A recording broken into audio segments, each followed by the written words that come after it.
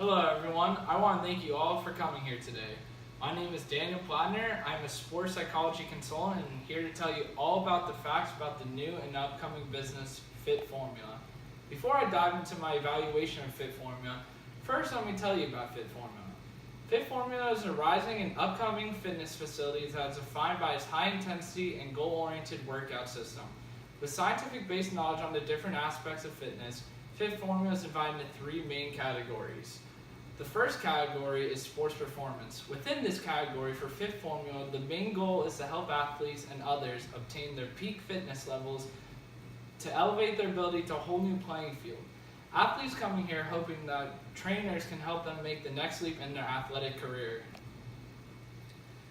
The next subcategory of Fit Formula is human performance. Within this subcategory, people are trying to help train people mentally and emotionally how to deal with situations. It's a way for athletes to figure out a way to control themselves and mature as better players. The third category is recovery, and it is divided into two parts, where we have trainers dealing with athletes who are in need of long PT training and others who have minor injuries and deal with day-to-day injuries. With all that being said, it would sound like Fit Formula has a great grasp on running its operations, which it does, but are they really taking all the right steps in the right direction? One of the biggest influencers to performance are sports psychology factors. But before diving into the factors, let's first discuss what sports psychology is. As defined by the foundations of sports and exercise psychology, sports psychology is the scientific study of people and behaviors in sports and activities, and the application of that knowledge. And a sports psychologist is someone who is helping any type of person with any mental or physical limitation and pushing them to max performance or helping one develop their better version of themselves. Now actually about the factors that influence sports psychology. These factors can include emotion, motivation, confidence, attention, injury, strategy, and so many more. The list can go on and on. These factors can make or break a person in both the physical and or mental way. A quote from Michael Strahan best describes how psychological factors can influence us, and that quote is, "We are our own worst enemy." So much of our physical and mental capabilities are limited by oneself. But if one is able to understand the concept of sports psychology and the skills involved, then they could apply psychological skills to themselves or others. With skills such as goal setting, imagery, arousal, regulation, mental preparation, one will have control over their own life.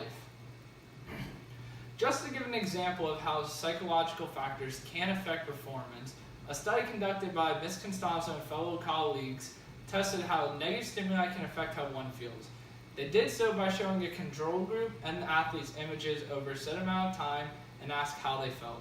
After images were shown, a neutral or negative stimuli, after evaluating all the participants, the results came out and the athletes had less fear of failure and was able to perform with a clearer mindset after being exposed to the negative stimuli. The main reason for this was the implementation of psychological skills. Now, there are two main psychological skills that I want to touch on for Fit Formula. The first of the two is motivation. When discussing some of the main sports psychology topics, one of the most influential and most important of those topics is motivation. This study, just like numerous other studies, have provided us with the same idea that motivation as a whole plays a huge role in how we perform and live our daily lives. Motivation is defined as simply the direction and the intensity of effort.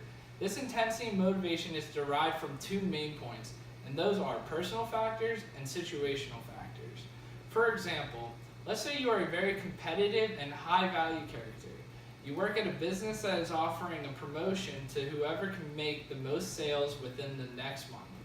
Your motivation would be at an all-time high because of both your personal factors of wanting to be successful and situational factors of wanting a raise and to be recognized by your superiors. This also helps shows the two branches of motivation of intrinsic motivation, which is striving inwardly to attain knowledge, accomplishment, and stimulation, whereas extrinsic motivation is striving to obtain external rewards and to avoid negative consequences. Now knowing this, we can discuss issues within Fit Formula. The current motivation of fit formula, consisting of both team members, the trainers, and the participants, the athletes, is complicated to say the least. The trainers themselves seem to be very extrinsically motivated because of the reward system that guarantees a bonus to one's pay if they finish a set amount of training sessions within a month's time plan. Now, the majority of the athletes who work with the trainers are highly intrinsically motivated, as they want to see themselves progress and get better after each and every day.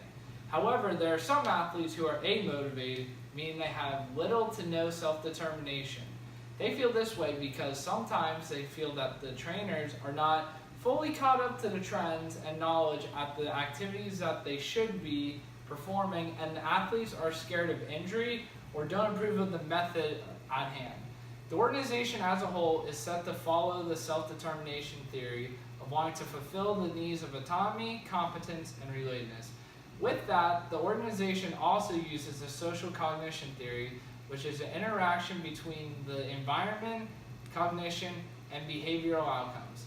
Social interactions are what helps behaviors, and members of our team are meant to use this as a way to provide a great experience for fellow workers and customers. However, some of the workers are shy and lack experience of using such a model, which is proving to hurt the company. How to fix this?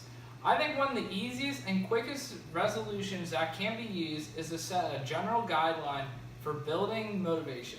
This guideline should encompass the consideration of both traits and situations in motivating people, grasp people's motives for wanting to be involved, create an environment that can be used to enhance motivation, and use behavior modifications to change participants' undesirable motives. When talking about the trainers who were more extrinsically motivated, we need to persuade them to try a more intrinsically motivation desire. If the workers are working for the engagement of this activity rather than for the pay, the trainer's attitude and participation will increase drastically. This could also help with the amotivation being faced by some of the athletes at the facility. Some of them feel that the trainers lack a desire or knowledge for the activity of sport at hand and feel doubtful with the training with this person. However, if we can increase intrinsic motivation of the trainers, it will make them want to learn new methods and strategies of training a specific sport activity. This increase in knowledge of the sport could prove to be very reassuring to the athletes who work with the trainer, and could cause them to work harder than before and to better themselves, meaning increasing intrinsic motivation. Another thing that could be done to help enforce the social cognition theory of all the trainers and workers is social interactions, which shape behavior. And if we can make the trainers who is very social and outgoing, we make the whole progress much smoother for interactions between trainer and athletes. Ultimately, this would boost customer morale and motivation for the whole business as a whole. The other topic I would like to discuss is the goal setting of Fit Formula. When discussing goal setting, first we must discuss what a goal is. A goal is either subjective or objective, but in this case we will only really talk about objective goals.